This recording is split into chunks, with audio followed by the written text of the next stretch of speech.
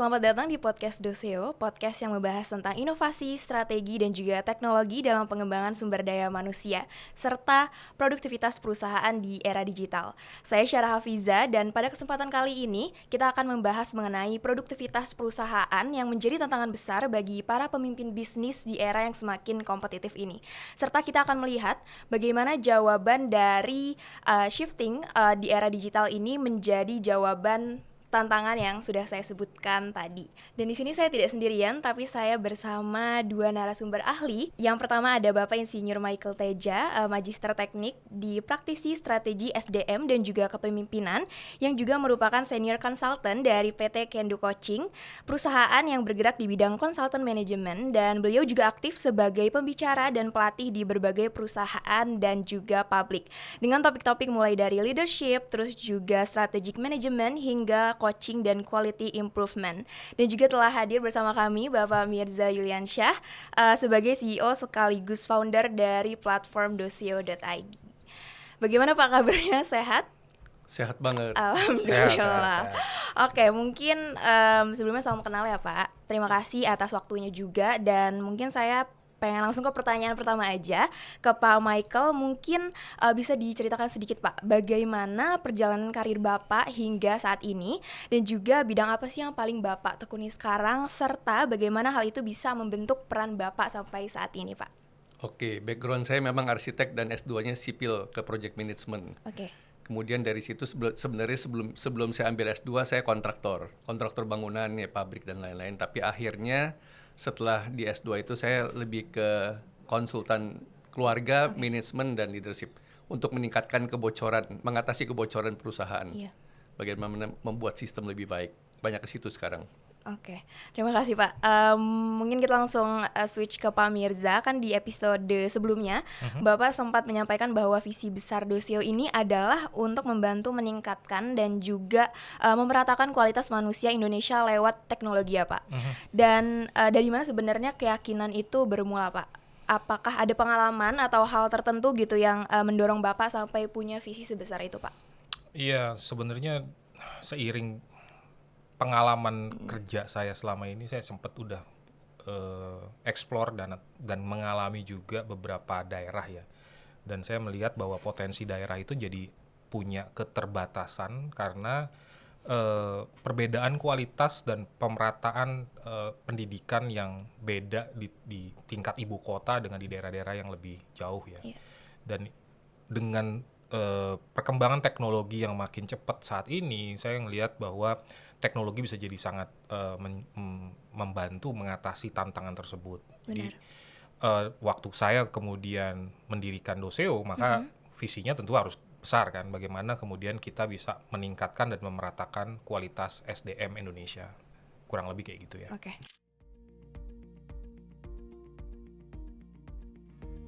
Tapi kan pastinya kita tahu ya Pak, bahwa mewujudkan visi itu nggak mudah, apalagi di dunia yang semakin kompleks seperti sekarang ini. Nah mungkin kalau bicara soal kondisi saat ini, menurut Pak Mirza sendiri, tantangan terbesar yang masih sering dihadapi sama perusahaan dalam menjaga produktivitas tim mereka itu seperti apa Pak? Mindset sih sebenarnya, jadi keengganan berubah ya. Okay. Jadi beberapa klien yang yang Doseo tangani saat ini atau yang kemudian mulai menggunakan platform, proses untuk onboarding atau proses untuk implementasi sistem yang ditransformasi secara digital ke dalam platform Doseo ini, itu membutuhkan waktu yang relatif cukup lama karena ya tadi mindsetnya. Jadi banyak pegawai-pegawai atau bagian dari tim yang memang belum siap untuk berpindah. Nanti mungkin Pak Michael bisa bantu ngasih insights beliau selama ini saat menangani perusahaan-perusahaan keluarga ya Pak ya. Perusahaan keluarga pasti akan lebih kompleks karena ya melibatkan ya itu anggota keluarga ya. Diatur lebih susah pastinya. Nah, untuk perusahaan yang udah profesional sekalipun, yang udah levelnya TBK katakanlah ya, perusahaan udah listed gitu, itu aja kita masih temui problem ya dari sisi perubahan mindset. Iya betul. Oke, mungkin kita dengar dari sisi Pak Michael.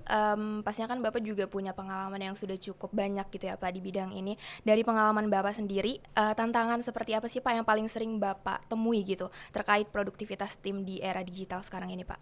Oke, berkaitan dengan itu berkaitan dengan produktivitas berarti di orangnya.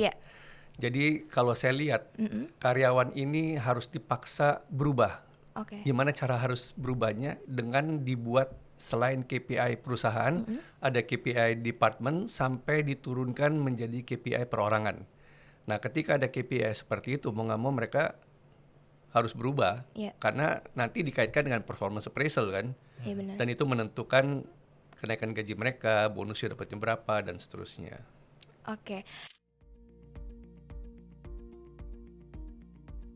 Mungkin kalau dari sudut pandang Pak Mirza nih, sebagai praktisi di bidang pengembangan SDM digital, Pak, apa aja sih aspek SDM yang perlu diperhatikan agar produktivitas itu tuh bisa bertumbuh secara alami? Dan bagaimana hal-hal tersebut Bapak terapkan melalui sistem pembelajaran yang Bapak sedang kembangkan sekarang?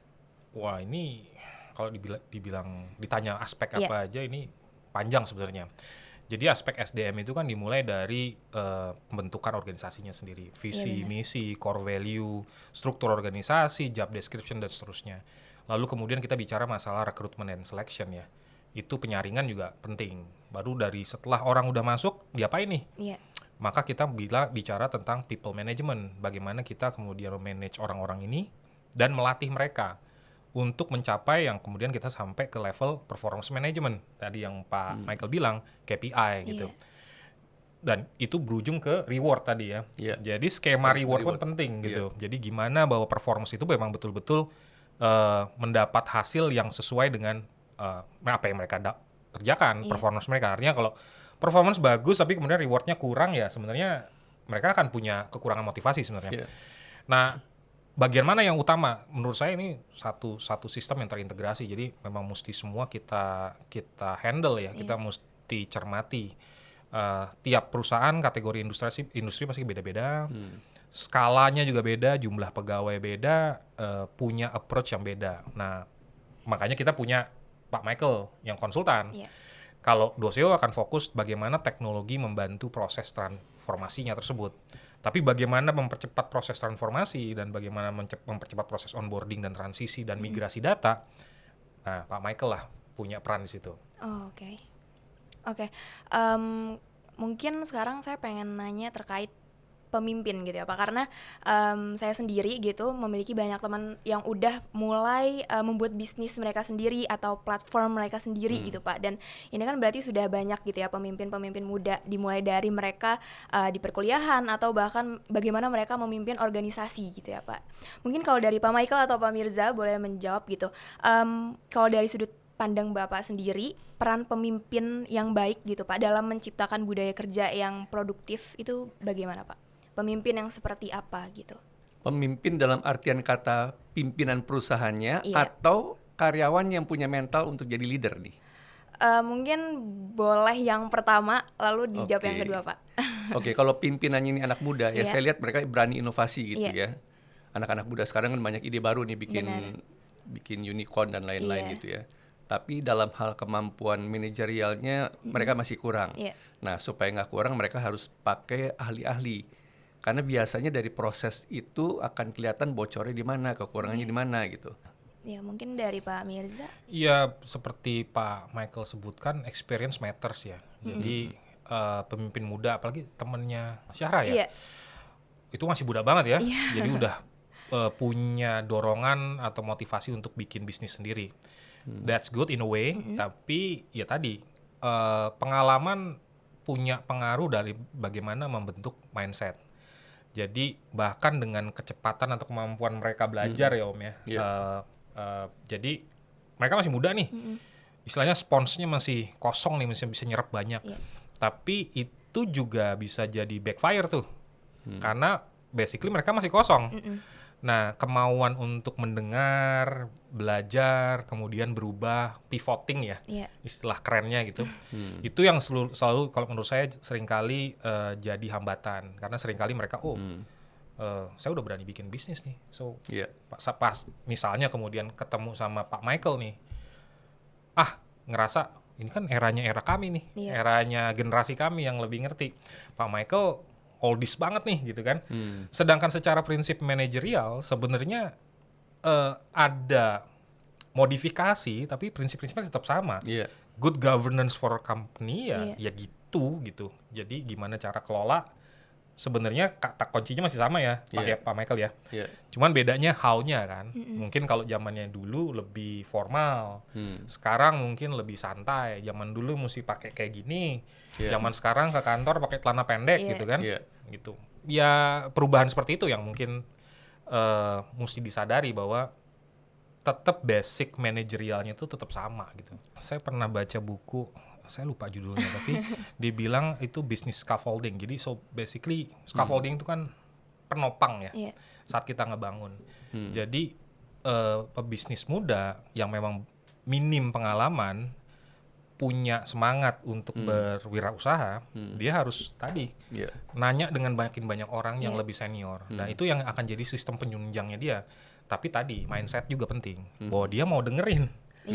Gitu. Setelah dengar, dia tahu dari pengalaman, karena banyak yang kita senior gini kalau ditanyain seperti itu kita akan bilang gagalnya saya tuh gini nih. Ya kita nggak bilang, kita seringkali nggak ngomong kita berhasilnya di mana, kita bilang kita failnya di sini. Nah yang bertanya itu mesti kemudian nangkep, oh dia gagal ini. Karena guru yang baik kan sebenarnya dari kegagalan ya. Jadi waktu yang kita kalau yang lebih senior, saya nganggapnya seniornya, walaupun Pak Michael lebih senior jauh dari saya.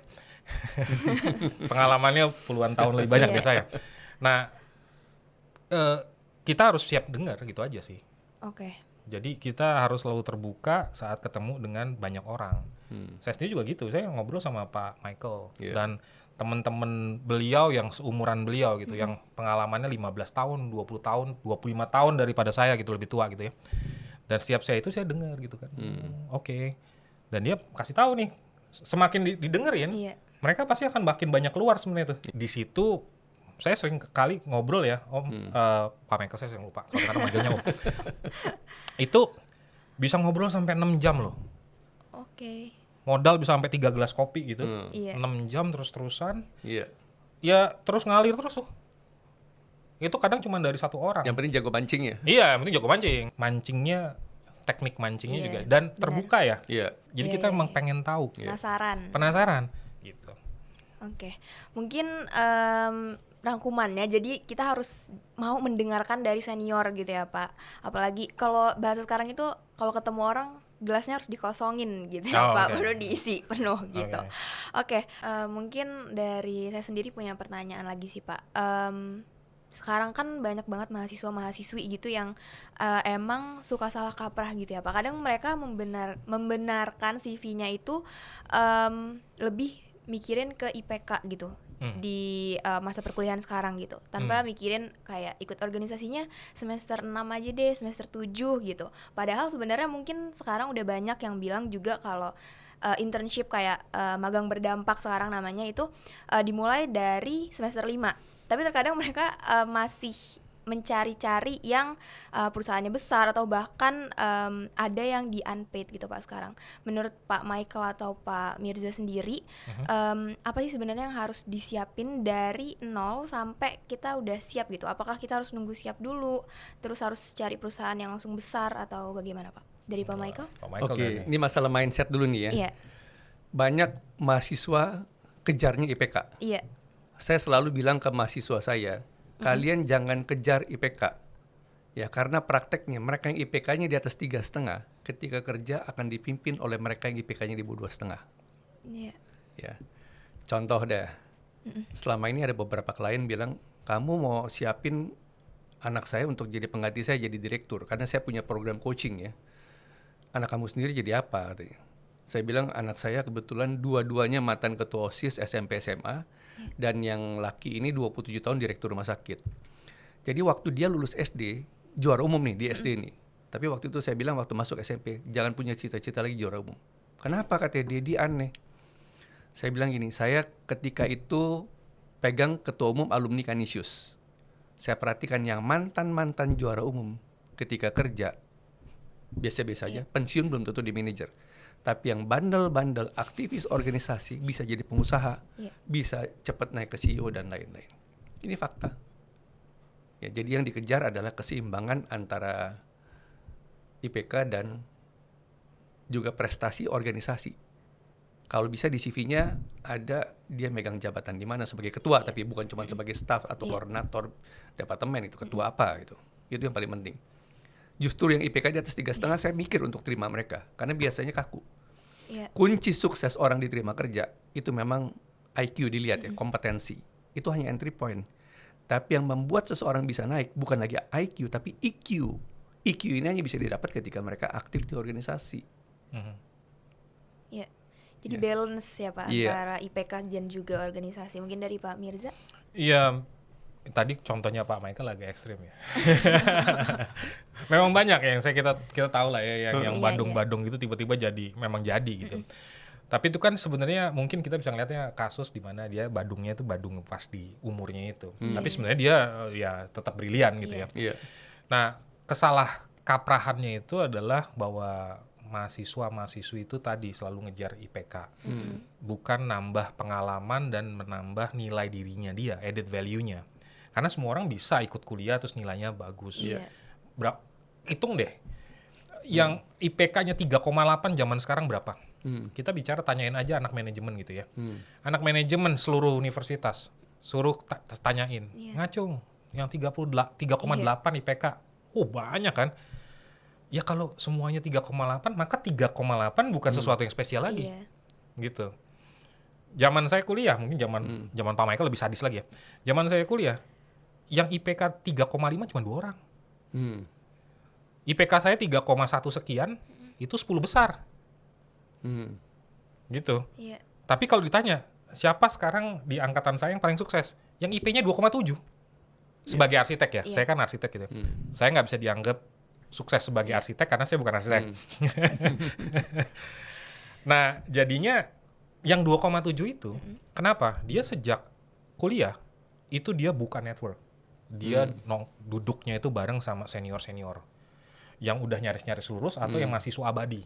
Di zaman kami dulu kuliah, masih banyak mahasiswa abadi. Yang kuliah tingkat tahun ke-7 gitu. Masih boleh. Dia nongkrongnya sama mereka. Dapat proyek, dapat kerjaan, ngobrol, wacana, segala macam. Itu yang ngebentuk. Sehingga dia belajar dari banyak kesalahan orang dan juga contoh-contoh kasus orang yang tadi kita bicara di awal ya. Itu membentuk dia sebagai pribadi untuk punya, langkahnya kemana, strategiknya kemana. Dia udah bisa nyusun. Karena dia punya nyerap pengalaman dari banyak orang gitu. Nah ini yang sering kali saya selalu bicara ya, mungkin di kantor saya juga selalu bicara. Jadi aktif. Jangan cuma ikut. Lead, mimpin. Karena saat kita pegang tanggung jawab sebagai leader, itu beda pressure-nya. Beda cara kita menanganinya. Gitu. Saya dulu pernah jadi pimpinan ekspedisi kampus saya ke Nias, jelajah tradisional architecture di Nias. Saya mimpin dosen sama mahasiswa sekitar 40 orang ke Nias. Waktu itu masih pakai kapal laut. Kita 3 hari 2 malam, mabok-mabok muntah-muntah di kapal. Dan zaman dulu kapal laut itu kan kita acara disponsorin ya, acara murah kan, di deck yang bawah, yang isinya kecoa semua.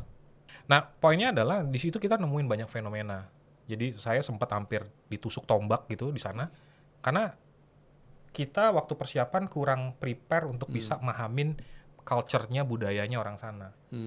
Jadi ada satu kasus kami nyampe, anak-anak daerah situ main ke tempat kami, sampai lewat malam. Orang tuanya marah, dianggapnya kami nyulik anak. Bapaknya datang, marah-marah dengan senjata tajam. Ya, artinya kan kami kurang memahami fenomena wilayah tersebut ya. Artinya kita mestinya tahu bahwa, anak-anak pulang gitu kan. Atau kalau misalnya kita nggak bisa ngusir, kita mesti bicara dan seterusnya. Tapi pelajaran itu membekas bahwa saya pernah mimpin ekspedisi sekian banyak orang keluar kota, dan di saat itu Nias tuh lagi tenggelam, lagi bencana alam tahun 2001. Waktu separuh pulaunya itu kerendam sampai setinggi pohon kelapa. Pohon kelapa hilang, Pak. Jadi kita nyebrang jalan pun jembatan tuh hilang. Jadi kita mesti pakai papan. Sebagian mesti naik perahu. Buat nyebrang dari satu titik jalan ke jalan lain, kita mesti turun dari angkutan, di sana udah ada yang jemput, kita turun pakai rakit. Nah, pengalaman kayak gini kan jadi sesuatu yang berbeda. Dan setiap event apa segala macam pasti akan ada banyak kayak gitu. Dan setiap kita berani ngambil tanggung jawab, tantangan, maka kita akan belajar sesuatu yang baru. Poinnya di situ. Karena seluruh keputusan berikutnya kan ya tentang bagaimana ngatasin tantangan ya. Gitu. Iya.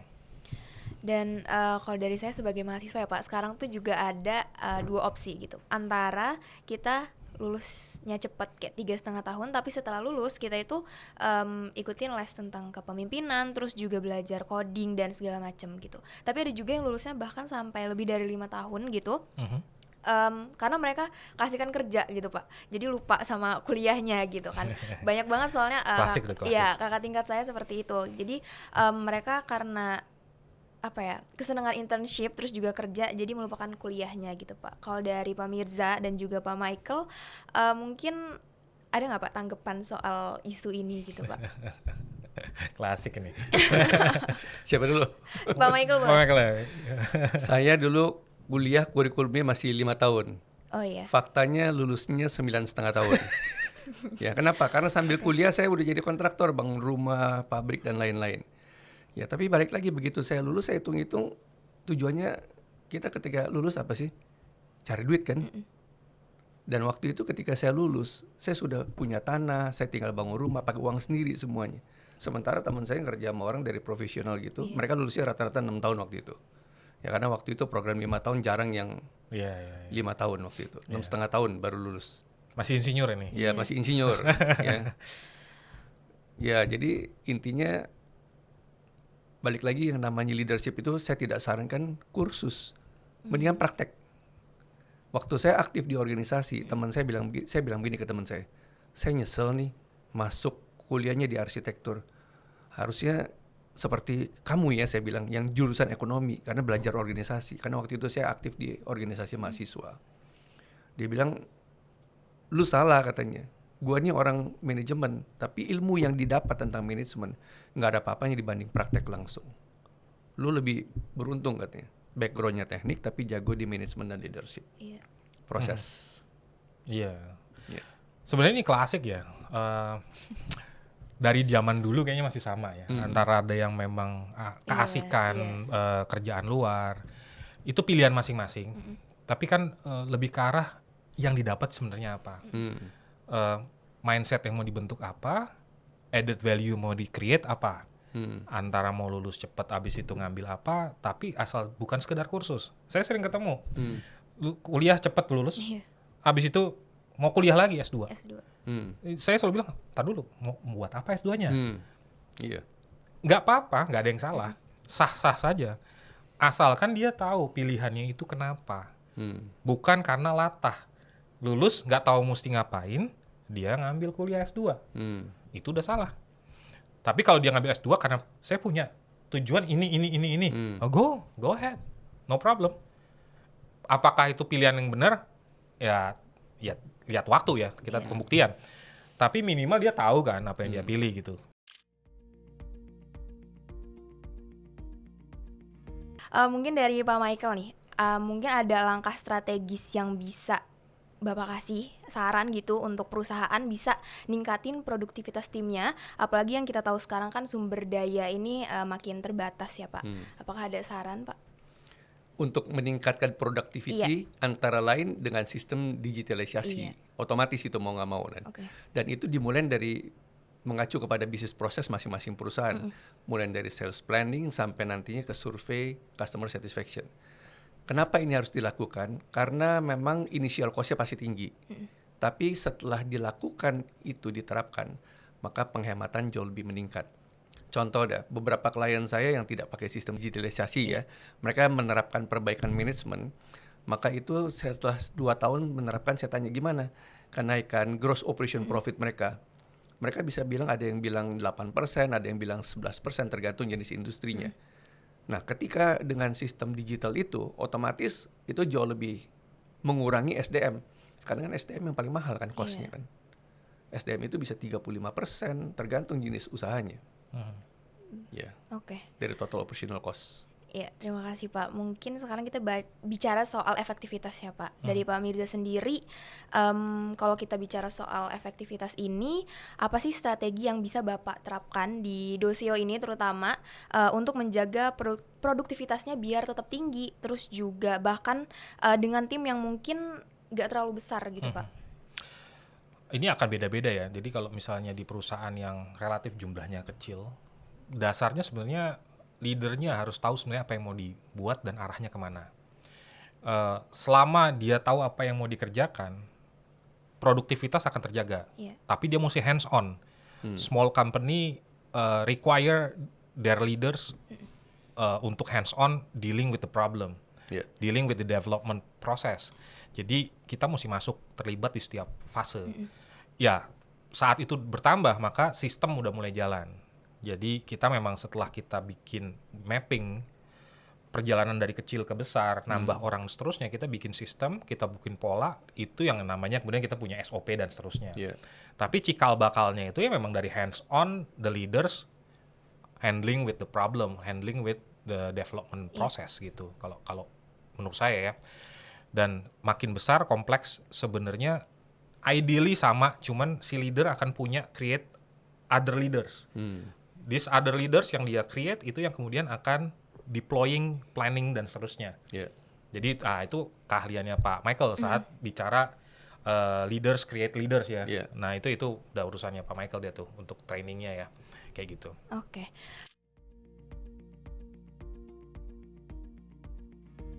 Mungkin kita udah memahami nih tentang tantangan dan juga strategi produktivitas. Sekarang kita mungkin masuk ke ranah solusi jangka panjang, yaitu transformasi digital kali ya Pak.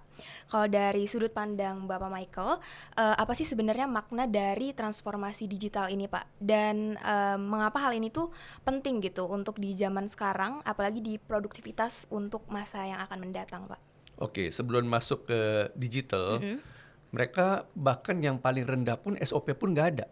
Oke. Nah, SOP nggak ada akibatnya ganti orang cara kerja berubah.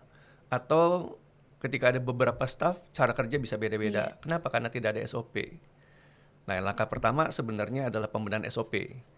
Sekarang ya sejak tahun 84 ya, itu kan keluar yang namanya ISO. Sampai akhirnya masuk Indonesia kira-kira tahun 90-an awal lah baru mulainya. ISO itu saya sarankan perusahaan tidak hanya nerapin ISO, karena kalau ISO itu tidak bahas SOP sampai ke keuangan.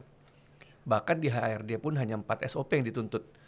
SOP job kompetensi, kemudian rekrutmen, kemudian performance appraisal, sampai ke prosedur mutasi, ya pelatihan, hanya itu. Ketika kita masuknya di luar lebih besar daripada ISO, itu ke arah total quality management. Artinya apa? HRD aja contohnya tadi hanya 4 SOP, itu bisa dilengkapi dengan sampai prosedur cuti, mutasi, surat peringatan, dan lain-lain. Termasuk juga keuangan. Kalau hanya standar ISO, bocornya masih banyak. Nah, setelah itu dibenahin lengkap, baru masuk ke digitalnya. Ada beberapa perusahaan contoh ya, waktu saya ditunjuk jadi konsultannya BINUS tahun 96 ya. Waktu itu rektornya bilang, oke, tawarannya bagus untuk BINUS ISO katanya, sebagai universitas pertama. Tapi sebelum kami masuk ke sana, kami kan kekuatannya di IT nih. Kami benahin dulu internal. Ya udah, saya nggak bisa maksa, saya bilang gitu. Nah, setelah mereka benahin, 6 bulan kemudian saya panggil, Pak, kami udah siap nih. Lalu saya bilang, waduh, ini ISO nuntutnya begini nih. Ya, saya sampaikan dalam bentuk seminar, kan, workshop dan lain-lain. Akhirnya mereka bilang, waduh, kami dua kali kerja nih. Kenapa, Bu? Saya tanya, kenapa, Pak? Ya, karena rektornya waktu itu kan perempuan. Dia bilang, ya kami udah terapin sistem digital, ya, IT-nya udah jalan, tapi tuntutan ISO beda. Nah, jadi kebanyak pimpinan perusahaan yang saya bilang adalah beresin dulu SOP-nya, baru ditunjang dengan digitalnya. Ya, jangan dibalik nih, karena nanti nggak akan match. Bocornya pasti banyak kalau kayak begitu. Gitu. Kalau dari Pak Mirza mungkin ada tambahan sedikit? Iya, saya menemui banyak kasus juga seperti itu. Jadi memang bahkan di perusahaan yang sudah tadi TBK ya, memang bisa jadi initiate Pak. Jadi saat mereka bicara untuk transformasi digital, basically sebenarnya mereka udah punya sistem digital. Hanya problemnya sering tidak terintegrasi. Bits of pieces gitu. Jadi sistem 1 ada punya sistem 2, sistem 3 dan seterusnya. Dan itu nggak terintegrasi, nggak terhubung. itu yang jadi problem. Tapi petanya dan juga DNA-nya udah ada. Jadi SOP-nya sebenarnya udah ada. Cuman scattered. Seringkali ada yang dalam bentuk print out gitu. Iya. Kadang sistem dokumentasi, archiving tuh masih jelek gitu ya. Nah, tapi kalau sebenarnya mereka punya tapi belum terintegrasi, digital bisa membantu. Although the process akan took longer ya. Time-nya lebih lama nih. Karena kan mereka mesti sebenarnya basically tetap mesti ngerapihin juga itu. Mesti collect datanya lagi, menghubungkan. Kadang SOP yang satu, bagian departemen, sama yang dua nggak nyambung nih. Padahal sebenarnya bidangnya nyambung. Misalnya dia ini bagian stok, yang ini bagian admin. Pada akhirnya kan nyambung. Waktu stok mau keluar kan dia mesti bilang ke admin. Nah, ternyata hubungan antar departemennya nggak nyambung. Mesti dirapihin dulu. Gitu. Jadi kerja 2 kali, 3 kali bahkan. Gitu. Tapi andaikan udah selesai semua nih, ya mindahin data ke digital cepet. Dan setelah itu proses sudah otomatis semua. Gitu. Oke. Kita kan udah bahas mengenai transformasi digital ya Pak. Mungkin dari Bapak Michael, apakah Bapak membawa materi gitu yang mau dipresentasiin di sini atau visual gitu Pak yang ingin Bapak gambarkan? Ada di salah satu bisnis proses perusahaan. Tapi sambil itu disiapkan, saya mau sampaikan beberapa hal. Boleh. Yang pertama, untuk pembenahan manajemen ini, saya udah diminta masuk ke 5 perusahaan yang udah ISO. Mereka panggil saya. Saya heran, salah satunya beberapa TBK, 2 dari 5 itu TBK. Saya bilang, kenapa Pak? Katanya kami masih banyak bocor nih. Saya bilang saya boleh lihat strukturnya. Begitu saya lihat strukturnya, saya bilang bocornya di sini. Loh, ke Bapak tahu? Ya, dari struktur kelihatan. Pertama, struktur organisasi salah. Kemudian kedua, saya lihat SOP-nya. Pantesan aja SOP-nya global. SOP itu seperti job desk, si A ngapain aja, si B ngapain, tanpa jelas kapan pindahnya. Makanya ada beberapa perusahaan, Pak, kami mau ISO, tolong Bapak bisa bantu kami nggak? 6 bulan udah harus ISO. Saya bilang, Pak, kalau mau seperti itu, mendingan Bapak cari yang lain. Kenapa? Karena itu otomatis template nanti. Template kesulitannya pada saat implementasi, nggak cocok dengan internalnya. Iya benar. Kenapa? Karena orang-orang tersebut tidak terbiasa untuk nuangkan pikiran dalam bentuk tulisan. Jadi SOP itu harus detail, mengantisipasi semua kesalahan kerja. Termasuk saya bahas si A pegang form apa, warna apa, dan seterusnya. Karena begitu nggak diterapin ini, nggak dijelaskan si A pegang warna biru, putih, atau kuning, begitu prosesnya bisa salah. Nah, bicara tentang bisnis proses, kalau mau sistem digital diterapkan ini mulai dari sales planning. Ini harus masuk di sini. Apa yang dilihat keuntungan ketika kita menerapkan sistem digital di sales planning? Itu gampang termonitor sampai bulan sekian, minggu kesekian, target berapa persen. Dan ini harus nge-link dengan bagian keuangan. Kenapa? Saya baru 2 tahun lalu benahin satu perusahaan distributor yang salesnya bisa manipulasi tagihan. Sampai 35 miliar bocor di situ. Itu di sales. Itu bocornya tuh? Oke. Itu distributor. Ini contoh yang saya berikan adalah industri. Kemudian masuk ke PPIC, Production Process Inventory Control Nah, ini kan contohnya untuk industri. Jadi dari sales ini masuk ke penyediaan bahan baku. Monitoring untuk bikin barang seperti ini perlu material A, material B, komposisi berapa persen. Jangan sampai ada yang bolong di tengah jalan, tertunda. Karena ketika tertunda otomatis mesin juga nanti nggak akan maksimal kan. Nggak bisa 24 jam. Dari situ masuk setelah PPIC ngitung ke purchasing-nya. Nah, proses pembelian di sini juga gampang dimonitoring ini. Jangan sampai kita baru tahu hari ini harusnya masuk material A, tapi ternyata nggak tiba, belum datang. Karena tidak termonitor. Nah, kalau udah sistem digital kan kita tinggal monitor, ada reminder kan. Kemudian dari situ masuk ke bahan baku. Bahan baku ini otomatis stok akan update. Kebocoran terbesar itu ada di setiap proses ada, tapi kalau kebocoran terbesarnya ini nih di purchasing, material bahan baku Nah, di material bahan baku ini perlu ada sistem FIFO jalan Semuanya digital harus jalan Dari situ baru masuk ke produksi. Produksi ini akan termonitor bagaimana target produksi per hari, per minggu, dan seterusnya. Mudah termonitornya kalau pakai digital. Masuk ke gudang bahan baku finished good warehouse. Nah, dari situ saran saya finished good warehouse ini Selama ini banyak yang bilang sebaiknya di departemen produksi. Saya bilang jangan diproduksi. Taruh itu di bawah marketing. Kenapa? Supaya orang marketing tuh ngeliat tuh, oh ini stok yang harus saya makan nih, harus saya habisin nih. Ya, jangan sampai ada bahan material yang udah jadi juga nanti kadaluarsa termonitor kan di sini kan. Iya. Habis itu dapat yang namanya SO ya, sales order atau kontrak ya. Nah, monitoring ini berapa yang udah dikirim segala, kalau udah digital gampang banget tuh. Kemudian ke distributornya berapa banyak yang dikirim kan nggak mungkin sekaligus kalau udah banyak gitu ya. Sampai ke penanganan keluhan pelanggan. Penanganan keluhan pelanggan, saran saya tidak dilakukan oleh orang sales.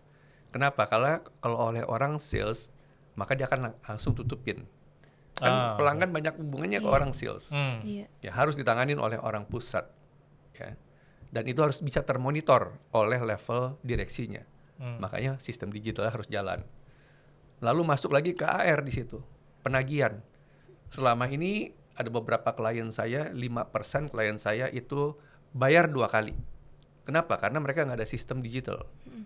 Tagihan dari supplier dimainin bonnya, bayar 2 kali. Ya. Atau dia juga harus nagih ke orang, dia lupa nagih.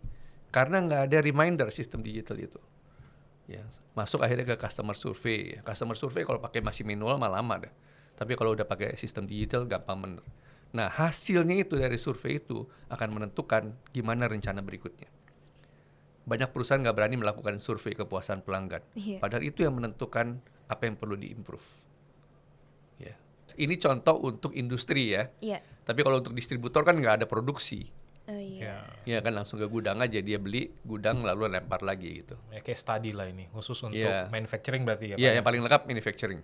Iya betul, manufacturing karena dia punya all ya, termasuk Iya. produksi. Iya. Oke. Oke, ini menjadi insight yang baru juga sih untuk saya, Pak. Jadi terima kasih Pak Michael atas pemaparannya yang sangat komprehensif. Mungkin ini juga bisa jadi pembelajaran yang besar untuk para penonton Doseo ya, Pak. Iya. Nah, kalau tadi kita udah bahas bagaimana pendekatan strategis ini tuh penting dari sudut pandang konsultan dan juga praktisi manajemen. Sekarang mungkin kita pengen ngelihat dari sisi solusi konkret yang ditawarkan lewat teknologi ya, Pak. Mungkin dari Pak Mirza, bagaimana cara Bapak di pendekatan Doseo ini bisa membantu perusahaan itu menjalani proses transformasi digital, Pak? Dan menurut Bapak, apa sih nilai lebih dari pendekatan digital yang diterapkan dibandingkan sistem pelatihan konvensional, Pak? Sebenarnya aspek untuk digital atau transformasi digital ya itu luas sekali. Jadi yang dijelaskan oleh Pak Michael ini dari sisi operation. Iya. Sedangkan di platform Doseo kita fokus di people-nya, di SDM-nya. Nah, yang kami lakukan di Doseo, kami punya kami selalu bilang kami punya minimal 3 utama dulu nih. Ada beberapa poin lainnya tapi minimal 3 utama. Sistem kami ini bisa di custom. Jadi akan menyesuaikan dengan industri dan skala dari industri tersebut pengguna kami. Kedua, tim kami akan membantu untuk proses onboarding. Apa proses onboarding? Ya saat tadi memasukkan migrasi data dari yang manual atau di sistem lama ke sistem Doseo. Yang ketiga adalah integrasi ke sistem yang sudah ada. Jadi perusahaan yang sekompleks ini biasanya untuk manufacturing itu udah punya sistem untuk yang memantau operation. Yang kami lakukan adalah bagaimana kami bukan substitusi tapi mengkomplementari dari sistem yang udah berjalan. Nah, kami open integrasi. Jadi semua proses ini kemudian kan nanti di setiap langkah ini ada KPI ya, Pak. Nah, KPI-nya ada di kami. Jadi bagaimana keseluruhan proses ini dijalankan dan itu di-track dan dinilai kepatuhannya, compliance-nya dari setiap pelaku atau pegawai itu yang masuk ke platform kami. Gitu. Nah, tapi ya tadi ya, ini kita bicara bukan pendek nih waktunya nih untuk melakukan ini semua.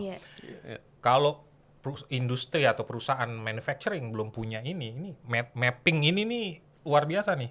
Berapa lama biasanya Pak bisa sampai generate kayak gini lengkap nih? Setahun.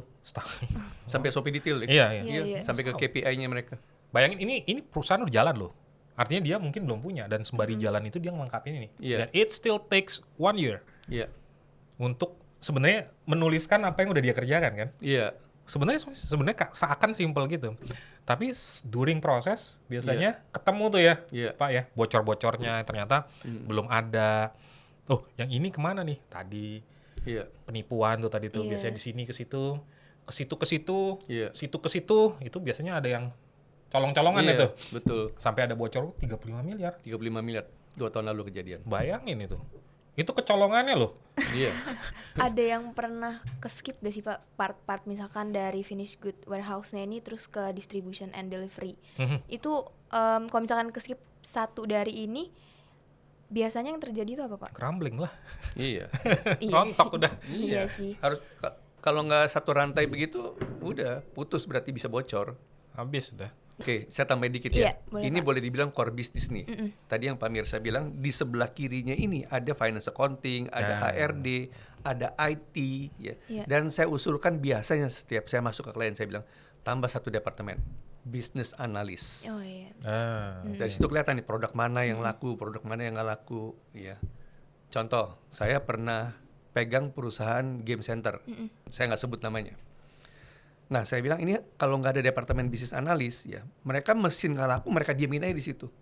Nah, mesin ini harus diputer-puter, mana yang udah nggak laku di situ, puter ke area lain. Ya, jadi kesannya kan baru terus gitu, padahal mesinnya belinya itu aja, tapi diputer-puter gitu. Jarang perusahaan punya departemen itu. Dan ini akan sangat bagus sekali jika sudah sistem digital. Ya, analisanya lebih cepat. Betul. Itu taruhnya biasanya di mana, Pak? Di bawah CEO langsung. Bisnis analis.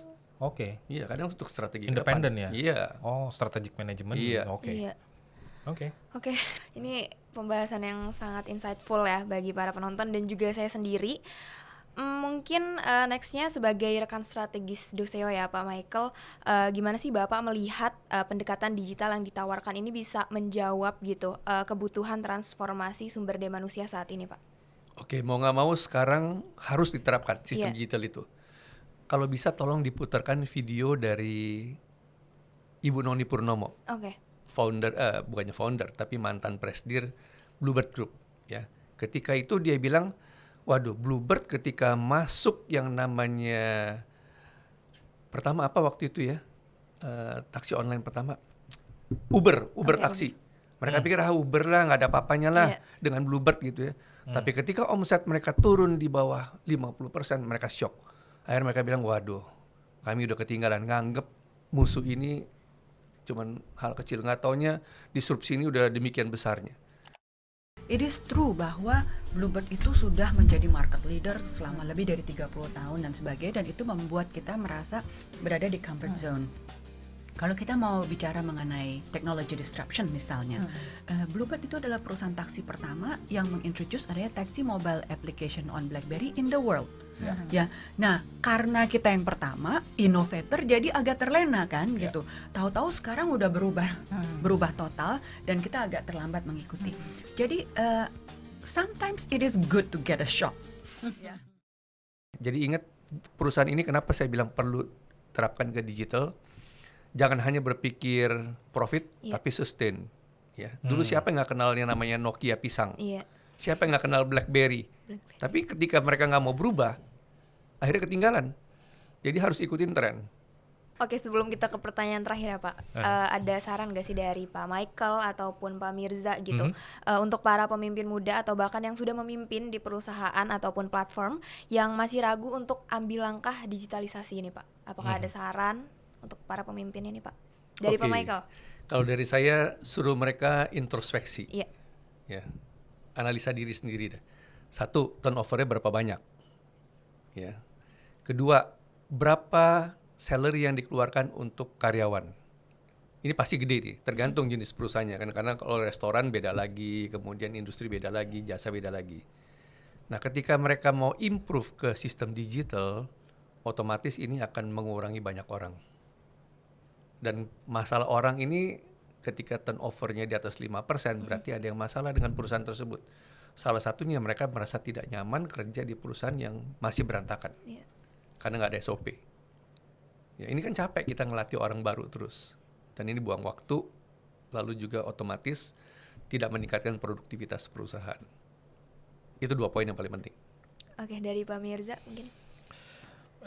Saya ngelihat memang bagian dari sebenarnya bagian dari visi mereka sebenarnya. Jadi saya ngelihatnya kalau lanjutannya di situ si leadersnya ini kemudian dia ngelihat atau manajerialnya ya punya visi misi dengan bisnisnya ke arah mana. Saya selalu bilang Doseo.id ini platform kami ini dipakai untuk siapa sih? Yang tepat 4 karakter sebenarnya. Perusahaan yang punya jumlah pegawai besar, 2 perusahaan yang punya lokasi tersebar, 3 perusahaan yang punya banyak cabang. Jadi banyak cabang bisa jadi nggak harus lokasinya tersebar ya. Lalu yang keempat perusahaan yang masih terus ekspansi. Setiap ekspansi maka dia perlu menangani turnover yang udah ada, tapi juga manpower planning untuk next branch-nya, cabang-cabang berikutnya. Dan itu nggak mudah kan. Kami kemarin sempat ada yang per tahun itu kayaknya turnover-nya 200 orang gitu. Itu belum itu yang dia penambahannya. Dia ekspansi, dia mesti harus nambah 200 orang per tahun. Karena itu bagian dari rencana pertumbuhan perusahaan. Tapi yang keluar itu 200 juga. Nah yang 200 kan mesti diganti, plus bagus tambah 200 yang baru, 400 itu. Nah untuk dapat 400 orang, bayangin kalau misalnya kita sekali buka lowongan kerja, katakanlah yang ngelamar 100, itu kadang cuma dapat 2. Nah itu kan berarti rasionya 2:100 kan. Nah kalau dia butuh 400, berapa banyak jumlah lamaran kerja yang mesti dia review? Puluhan ribu kan? Nah bayangin kalau dia orang HR-nya akhirnya selalu ngerasa kekurangan orang kan? Dengan ngelihat itu dan tadi dengan bisnis analisis dan kemudian introspeksi ya, kalau skala perusahaan masih kecil mungkin nggak pakai bisnis analisis ya, introspeksi. Ya baru bisa kalau dia kemudian ya cukup berjiwa besar mengakui kekurangannya, dia akan tahu oke. Solusinya tuh ini gitu. Mungkin aku pengen tahu dari sudut pandang Pak Mirza dan juga Pak Michael gitu, bagaimana Pak Michael atau Pak Mirza ini ngelihat masa depan produktivitas kerja setelah era digitalisasi ini, Pak. Apa sih yang Bapak harapkan ke depannya gitu? Mungkin boleh dari Pak Michael duluan. Kalau buat Indonesia saya masih pesimis. Kecuali orang-orang yang SDM-nya udah training center-nya jalan. Ya, karena klien-klien saya begitu. Mereka Indonesia ini productivity-nya rendah banget. Ya, disuruh pun nggak mencapai target. Inisiatif kerja kurang sekali. Tapi ketika mereka, contoh saya ada satu bank biru yang saya training sampai semua calon untuk jadi manajernya di training, itu cara kerjanya berubah. Kalau satu bank biru yang satpamnya aja kita mau tanya apapun dia tahu kan. Sampai ke situnya dia tahu. Product knowledge-nya. Trainingnya harus jalan. Baru bisa merubah mindset. Iya. Mungkin dari Pak Mirza ada tambahan? Ya ini contoh kasus, itu kan contoh kasus satu perusahaan ya, tapi itu kan memang dedicate untuk people management-nya luar biasa. Itu cost-nya nggak rendah itu. Mahal itu untuk sampai level itu. Dan itu baru satu perusahaan. Dan kita bicara SDM secara keseluruhan Indonesia. Makanya di Doseo sendiri kita pengen contribute di situ. Jadi bagian yang membantu meningkatkan dan meratakan kualitas. Sulit, challenging, pasti. Karena tiap daerah aja punya karakter yang berbeda-beda.